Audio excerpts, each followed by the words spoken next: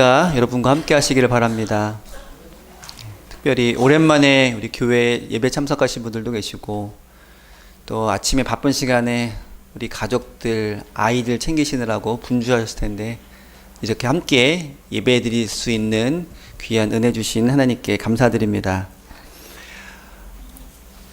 오늘 우리가 함께 읽었던 신약성경 마가복음의 내용은 중간에 이제 좀 너무 본문이 길어서 두 군데만 읽었는데, 12장 28절부터 44절까지는 그 서기관과 관련된 그런 내용들입니다.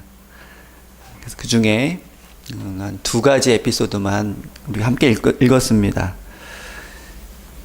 전체 내용을 보면은 우리가 잘 알고 있는 가장 큰 계명에 대해서 서기관과 이야기하시는 그 예수님의 모습이 나오고, 그리고 그 서기관들이 성경을 잘못 알고 있는 그런 내용이 이어집니다. 그리고 그 서기관들을 주위에서 삼가하고 잘 지켜봐라. 그들이 얼마나 위선적인지, 또 얼마나 부패했는지를 잘 보라고 하는 그런 예수님의 당부가 나오고, 그 후에는 그러한 서기관들에 의해서 가난해진 한 과부가 드리는 헌금 이야기가 이렇게 쭉 연결이 됩니다. 이걸 따로따로 읽으면 별개의 이야기 같지만, 이 네 개의 이야기는 사실 서기관이 어떤 모습인지를 여러 가지 면에서 보여주고 있는 그 연결된 이야기이기 때문에 본문이 좀 복잡했지만 오늘은 이 서기관에 관련된 이야기를 잠깐 읽었습니다. 서기관은 원래 그 학자 혹은 율법을 연구하는 사람 혹은 그 당시의 관리를 말합니다. 오늘날로 말하면 법률 전문가이기도 하고, 또 언론인이기도 하고, 종교 지도자이기도 하고, 또 지식인이기도 합니다. 그러한 서기관들은 예수님 당시에 제사장이라든지 또 장로들이라든지 이런 사람들과 함께 그 당시에 지배 계급, 그런 한 축을 이루는 그런 사람들이었습니다. 그리고 매우 율법에 박식하기 때문에 이스라엘 백성들의 신앙생활에 매우 큰 영향을 미쳤던 그런 사람들입니다. 근데 오늘은 그 서기관과의 대화, 그리고 그 서기관에 대한 언급을 하시면서 그들의 긍정적인 면보다는 그런 부정적인 면에 대해서 예수님께서 지적을 하고 또 책망을 하고 있습니다. 우리가 읽었던 본문을 보면은 한 서기관이 예수님께 나와서 갑자기 질문을 합니다. 근데 그 서기관이 예수님께 나온 계기가 하나 있는데, 바로 앞에 사두개인과 부활에 대해서 예수님이 논쟁하는 모습을 보니까 예수님이 굉장히 그 말씀을 잘 하시는 거예요. 그래서 굉장히 호감을 가지고 이 서기관이 예수님께 질문을 합니다. 그전에는 사실 예수님을 시험에 빠뜨리거나 혹은 곤란하게 만들려고 예수님께 질문을 했었는데, 이 서기관은 그거는 조금 다르게 예수님에 대한 호감을 어느 정도 가지고 예수님께 질문을 합니다. 마치 존경하는 분에게 그동안 묻고 싶었던 것을 물어보는 것 같은 그러한 이미지를 보여주고 있습니다. 그가 질문한 것은 아주 간단했습니다. 모든 계명 가운데 가장 첫째가 무엇입니까? 가장 근본적이고 가장 기본적인 그런 질문을 예수님께 던집니다. 예수님께서는 거기에 대해서 신명기와 레위기의 말씀을 인용을 해서, 첫 번째는 하나님을 사랑하는 것이고, 두 번째는 내 이웃을 사랑하는 것이다. 하나님의 사랑에 대해서는 신명기를, 이웃의 사랑에 대해서는 레위기를 가지고 대답을 해주셨습니다. 하나님을 사랑하고 이웃을 사랑하라. 이걸 사자성어로 하면 경천애인이라고 할 수 있습니다. 하나님을 공경하고 사람들을 사랑하는 것입니다. 그래서 그 서기관이 자기가 원했던 대답을 들은 것처럼 예수님의 대답에 공감을 하고 자기의 의견을 하나 덧붙입니다. 예수님이 하신 말씀이 참으로 지당하십니다. 제 생각에도 하나님을 사랑하고 이웃을 사랑하는 것이 가장 중요한 것이고, 그것은 우리가 지금 중요하게 여기는 온전한 제사를 드리는 것보다 훨씬 더 중요합니다. 라고 그렇게 언급을 합니다. 그런 서기관의 이야기를 들은 예수님께서는 이렇게 말씀하십니다. 내가 하나님의 나라에서 멀지 않다. 그 전까지는 사두개인이든 제사장이든 예수님과 대화를 하면 그 자리에서 예수님의 책망을 들었습니다. 그리고 그 논쟁을 하는 당사자들을 예수님께서 심하게 꾸짖으셨습니다. 그런데 이 서기관에 대해서는 내가 하나님의 나라와 멀지 않다 이렇게 말씀하셨는데, 가만히 들으면 이 말씀이 칭찬인지 아닌지 좀 애매해요. 하나님의 나라와 멀지 않다. 그러니까 하나님 나라와 가깝다는 것이죠. 그래서 한편으로 보면 칭찬 같습니다. 하나님의 나라와 가깝다. 근데 한편으로 보면 멀지 않다, 가깝다. 이 말은 아직 하나님의 나라에 속해 있지는 않다는 겁니다. 여러분 외국 다른 지역에 가셨다가 이제 대구를 향해서 차를 타고 오시면 뭐 김천, 구미쯤 오면은 대구가 이제 굉장히 가까운 거죠. 서울, 예를 들어서 서울에 갔다가 돌아오실 때 이제 표지판에 구미가 보이면 이제 대구 다 왔다 이렇게 생각하시는데 아직 대구는 아닙니다. 그런 것처럼 지금 이 서기관이 하나님의 나라에 가까이 오기는 왔지만 아직 들어가지는 않은 것 같은 그런 애매한 말씀을 지금 하고 있습니다. 어쨌든 분명한 것은 다른 이들에 비해서 하나님의 나라와 먼 사람들에 비해서는 그래도 가능성이 있고 그래도 가까이 다가왔다는 그런 평가를 말씀을 하고 계십니다. 그런데 그 서기관에 대한 다소 우호적인 평가는 여기까지입니다. 그리고 그 다음부터는 하나님의 나라와 먼 서기관들에 대해서 이야기를 하고 계세요. 어쩌다가 지금 한 명이 하나님 나라에 멀지 않은 사람이 예수님의 의견에 동감하기도 하고 자기 생각을 피력하기도 했습니다.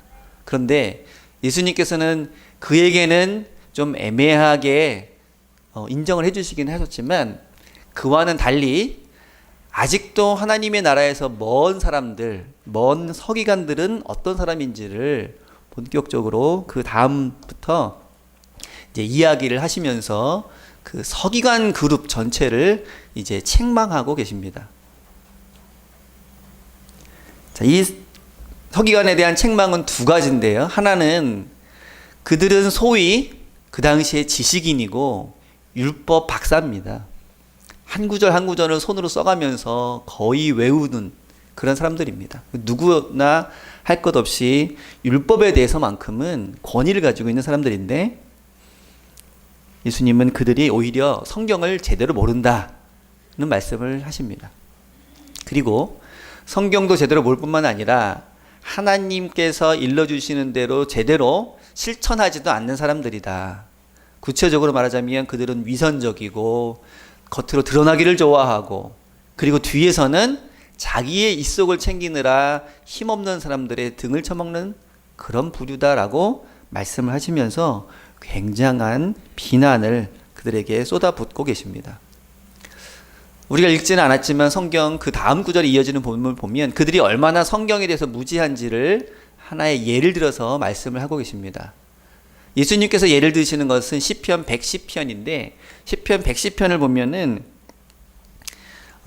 이런 말씀이 있습니다. 여호와께서 내 주에게 말씀하시기를 내 원수들로 내 발판이 되게 하기까지 너는 내 오른편에 앉아 있으라 하셨도다. 여호와께서 내 주에게 그 원수들을 발판이 되게 할 때까지 내 오른편에 앉아 있어라 라는 그러한 시입니다. 자, 전통적으로는 이 시를 어떤 한 시인이 다윗에게 바치면서 하나님께서 그 다윗을 내 오른편에 앉아 있으라고 하셨다. 그래서 여기 나오는 내 주는 바로 다윗을 가리킨다고 그렇게 해석을 합니다. 즉 다윗의 자손 가운데 메시아가 이 땅에 오실 거라는 그러한 사상을 뒷받침하는 그런 시편으로 해석을 합니다. 당연히 여기에서 말하는 내 주는 바로 다윗을 말을 한다고 여기는 것입니다. 그런데 예수님은 그 해석을 바꾸어서 다시 다르게 해석을 하십니다. 여기서 이 시편을 지은 사람은 다윗이고, 다윗이 시를 지으면서 하나님이 내 주에게 말씀하셨다 할 때 그 주는 다윗이 아닌 다른 메시아라는 겁니다. 그러니까 시편을 지은 사람이 누구냐에 따라서 만약에 다른 사람이 다윗을 내 주라고 했다면 여기에 나오는 그 그리스도는 다윗이지만, 다윗이 이 시편을 지었다면 내 주에게 말씀하셨다, 다른 메시아가 있다는 것이죠. 근데 예수님은 후자, 이 시편은 다윗이 지은 것이고 다윗이 누군가를 향해서 나의 주님이라고 불렀다는 겁니다. 그렇다면 장차 다윗의 후손 가운데 그리스도가 태어날 거라고 했던 그 당시 사람들이 믿고 있었던 이 사상은 말이 안 된다는 것입니다. 그리고 그 내용에 대해서 지금까지 서기관들이 그렇게 가르쳤는데 그들은 성경도 모르는 사람이다. 아니, 다윗이 내 주라고 불렀는데 그 주인 메시아가 어떻게 다윗의 후손이 되겠느냐라는 것이죠. 여러분 이해는 되십니까 지금? 그 당시 사람들은 그리스도를 다윗의 후손이라고 굳게 믿고 있었습니다. 서기관들이 그렇게 가르쳤습니다. 그래서 누군가는 예수님을 보면서 다윗의 자손 예수여 이렇게 불렀던 것입니다. 그런데 예수님은 다윗의 자손과 메시아는 상관이 없다고 그렇게 말씀하고 계십니다. 왜 굳이 그렇게 말씀하셨는가 하는 것입니다. 그 당시 사람들은 로마 제국의 식민지로 살고 있었기 때문에 누군가 아주 힘 있는 지도자가 나타나서 그 로마 제국을 물리치기를 바라고 있었습니다. 그리고 그 힘 있는 자는 바로 다윗과 같은 지도자, 다윗의 후손 가운데 태어나는 지도자라고 굳게 믿고 있었습니다. 그런데 예수님은 그러한 메시아 사상을 지금 거부하고 있는 것입니다.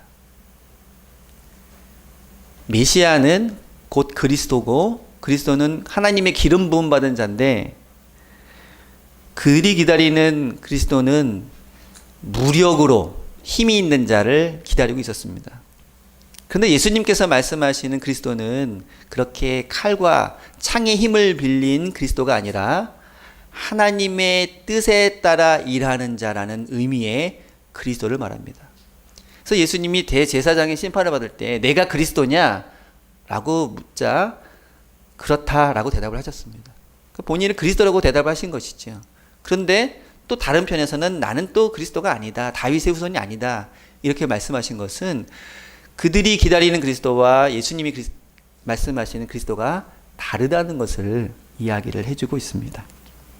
그러면서 서기관들이 해석하는 그 해석이 잘못되었다는 것을 지금 지적하고 있는 것인데, 이 말씀은 율법학자에게 성경을 모른다, 굉장히 아주 큰 모욕적인 말씀이죠. 마치 목사인 저에게 성경을 그렇게 모릅니까? 이렇게 말하는 거하고 비슷한 그런 내용입니다. 두 번째로 예수님께서 지적하는 서기관들의 모습은 그들의 이제 드러나는 모습. 그들은 굉장히 존경받는 사람들이었습니다. 그래서 어디에 가든지 상석에 앉고 대접받고 그렇게 인정받는 사람들이었습니다. 그런데 예수님은 그런 모습을 매우 위선적이고 가식적이라고 말씀합니다. 그들은 속에 존경받을 만한 것이 아무것도 없음에도 불구하고 가는 곳마다 대접받기 좋아하고 거드름 피기를 좋아하며, 더더군다나 뒤에서는 비열하게 무지하고 가난한 자의 재산을 뺏는 그런 사람이라고 아주 신랄하게 비판을 하십니다. 그러면서 말씀하시는 게, 저는 가난한 자의 재산을 빼앗는 자다 이렇게 말씀하십니다. 그리고 이야기가 바로 과부의 헌금 이야기로 넘어가지요. 그래서 이 이야기는 다른 이야기가 아니라 그 앞에서 저들은 가난한 과부의 재산을 빼앗은 자라고 했는데, 그 서기관에게 재산을 빼앗겨 버린 그 과부가 바로 그 다음 구절에 등장을 하는 것입니다. 그러면서 그 가난한 과부가 지금 성전에서 헌금하는 모습을 보면서 이렇게 말씀하십니다. 저는 가난한 중에 자기가 가진 모든 것을 다 헌금하였다. 그렇기 때문에 다른 이들보다 훨씬 더 많이 헌금을 한 것이다. 이런 말씀을 하십니다. 왜 갑자기 서기관 이야기를 하다가 헌금 이야기를 할까? 그래서 예전에는 이 두 이야기가 서로 별개의 이야기라고 생각했는데 이 별개의 이야기 아닙니다. 지금 성전에서 가난한 상태로 헌금하는 저 여인이 저렇게 가난하게 된 원인이 바로 서기관들이 그 가산을 빼앗아 버린 속임수와 사기로, 그리고 자신들의 모든 그 지식과 또 가지고 있는 힘과 권력을 이용해서 없는 자를 수탈한 그러한 일들이 그 당시에 비일비재했는데, 그 대표적인 한 여인이 지금 헌금을 하고 있다. 저 여인이 가지고 있는 두 랩돈, 지금으로 보면 한 200원 정도도 되지 않는 그런 돈 밖에는 없는 저 여인이 그나마 가지고 있는 저 동전을 이곳에 와서 헌금하도록 지금 이루어져 있는 그 당시에 종교의 부패한 모습을 지금 예수님이 꼬집고 계신 것입니다. 근데 우리는 흔히 이 과부의 헌금 이야기를 들으면서 자기가 가지고 있는 이 헌금을 가난한 중에도 하나님께 드린 이 여인의 그 정성과 그 마음을 칭찬하는 이야기로 우리는 흔히 알고 있습니다. 저도 지금까지 그렇게 알고 있었습니다. 그런데 이 이야기의 흐름을 해서 가만히 보면 지금 예수님은 그 가난한 여인의 헌금에 대해서 전혀 칭찬하고 있지 않습니다. 자신의 생활비 전부를 넣었다, 헌금을 많이 했다, 그래서 많이 했다라고 말씀하시지만 그 어디에도 저 여인은 칭찬받은 일을 했다, 우리도 그렇게 해야 된다, 혹은 그래서 그 여인이 하나님께로부터 큰 복을 받았다라는 이야기가 전혀 본문에는 나오지 않습니다. 그런데도 우리는 이 이야기를 들으면서 가난한 과부가 얼마나 정성껏 하나님께 헌금을 드렸는가, 이 가난한 여인의 그 신앙을 우리는 본받아야 된다라고 그렇게 이해하고 있는데, 사실 본문에는 어디에도 그런 이야기가 나오지 않습니다. 그리고 자신의 생활비 전부를 넣은 이 여인을 예수님이 지금 칭찬하는 것이 아닙니다. 지금 동전 두 개밖에는 남지 않은 그 여인이 그거라도 빵을 사 먹고 허기진 배를 채워야 되는 그 여인이 지금 그 동전을 헌금함에 넣습니다. 여러분, 이 모습이 아름답습니까? 뭐 아름답게 볼 수도 있습니다. 근데 사실 저는 전혀 아름답게 보이지가 않아요. 왜냐하면 그 동전을 거기다가 넣어버리면 이제 그 순간부터 굶어야 합니다. 그 순간부터 이제는 아무것도 가진 것이 없는 여인이 됩니다. 물론 그 동전 2개를 가지고 있어도 매우 절망적인 상황에 처해 있는 여인입니다. 그런 여인을 예수님이 가리키고 잘했다고 칭찬하셨다는 그런 식으로 해석할 수도 없고, 지금 본문에는 그렇게 해석이 나와 있지도 않습니다. 오히려 예수님은 참으로 안타까운 심정으로 그 여인을 바라보고 계십니다. 그 비열한 서기관에 의해서 모든 재산을 다 빼앗겨 버린, 근데 그 빼앗기는 과정이 매우 합법적이었습니다. 그래서 서기관을 탓할 수도 없는,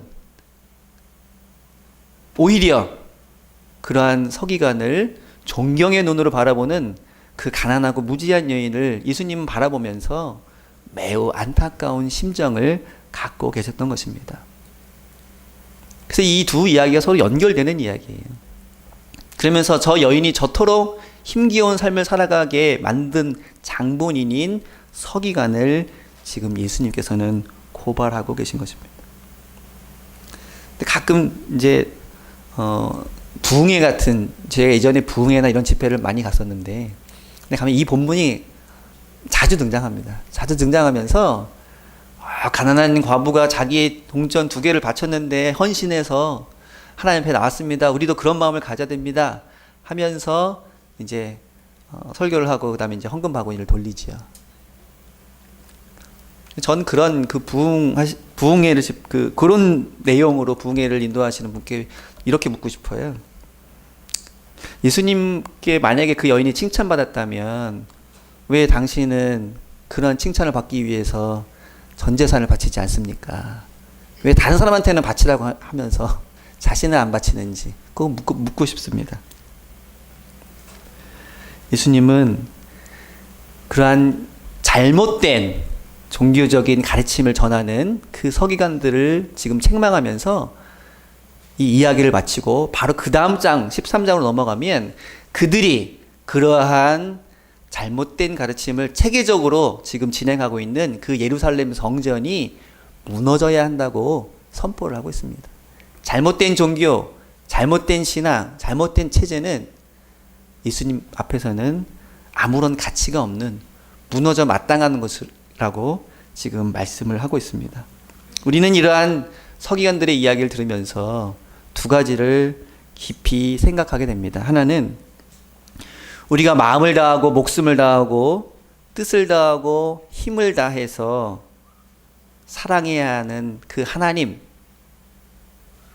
우리는 과연 이 세상을 살면서 무엇을 위해 마음과 뜻과 정성을 다해 살아가고 있는가? 우리의 신앙적인 가장 기본적 가치는 무엇인지를 깊이 생각하게 됩니다. 그리고 또 하나는 그러한 가치를 우리가 이루어가기 위해서 실천해야 되는 것은 무엇이냐는 것입니다. 서기관들은 율법을 잘 알고 있었고 그들은 이미 대답을 알고 있었습니다. 하나님을 사랑하고 이웃을 사랑해야 된다라는 그 대답은, 그 정답은 이미 알고 있었습니다. 그러나 많은 서기관들은 그것을 실천함에 있어서 교묘하게 자기의 유익을 구할 뿐 하나님을 사랑하지도 이웃을 사랑하지도 않는다는 것을 지금 보여주고 있습니다. 우리는 이미 가지고 있는 그 정답을 어떻게 실천하고 있는지, 그것이 바로 오늘 본문이 우리에게 묻고 있는 질문이기도 합니다. 우리는 머리로는 서기관을 비판하고 과부에게 연민을 보내면서도 실제로는 어떻게 해서든 부와 명예를 축적한 이 서기관과 같은 그러한 삶을 때로는 동경하기도 합니다. 어떻게 됐든 성공하고 또 많은 것을 가지고 있으면 좋은 것이 아니냐라는 생각을 많은 사람들이 가지고 있습니다. 반면에 사회로부터 소외당하고 어려움 당하는 사람들을 한편으로는 연민하기도 하면서도 한편으로는 그런 이 사회적 을과 같은 사람들을 때로는 무시하기도 하고 때로는 외면하기도 합니다. 우리는 신앙생활 하면서 이 서기관을 삼가라는 말씀을 마음에 담고 기억해야 될 필요가 있습니다. 왜냐하면 우리도 어쩌면 이 서기관과 같은 우를 범할 수도 있고 또 때로는 그 서기관과 같은 가르침을 펼치는 자들을 만날 수도 있기 때문입니다. 우리 주님은 우리의 외모가 아닌 우리의 중심을 보시는 하나님이심을 믿고 더욱 진실한 마음으로 겸손한 마음으로 하나님 앞에서 하나님을 사랑하고 이웃을 사랑하는 복된 우리 모든 교회와 성도들 될 수 있기를 바랍니다. 기도하겠습니다.